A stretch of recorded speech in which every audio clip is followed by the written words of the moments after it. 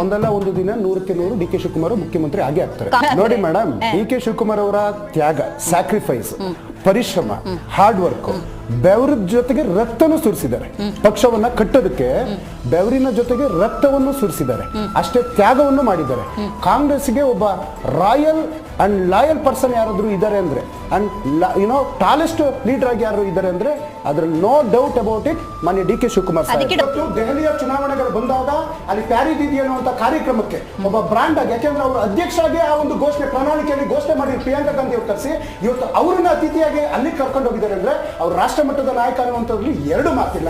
ಜೊತೆಗೆ ಕೆಲವು ಸಂಕಷ್ಟದ ಸಂದರ್ಭದಲ್ಲಿ ಅದು ಹಿಮಾಚಲ ಪ್ರದೇಶದಾಗಿರ್ಬೋದು, ಗುಜರಾತ್ ಆಗಿರ್ಬೋದು, ಮಹಾರಾಷ್ಟ್ರದಾಗಿರ್ಬೋದು, ಇನ್ನು ಯಾವುದೇ ಉಪಚುನಾವಣೆಗಳಾಗಿರ್ಬೋದು, ಯಾವ ರೀತಿ ಸೈನಿಕನಂತೆ ಯೋಧನಂತೆ ಕಾಂಗ್ರೆಸ್ ಪಕ್ಷದ ಕಾರ್ಯವನ್ನು ಮಾಡಿದ್ದಾರೆ ಅದಕ್ಕೂ ಹೈಕಮಾಂಡ್ ಸಂಪೂರ್ಣವಾಗಿ ಗಮನಿಸಿದೆ. ಖಂಡಿತವಾಗ್ಲೂ ಆ ಒಳ್ಳೆ ದಿನಗಳು ಅವರಿಗೆ ಒಳ್ಳೆ ಕಾಲದಲ್ಲಿ ಒಳ್ಳೆ ಸಂದರ್ಭದಲ್ಲಿ 100ಕ್ಕೆ 100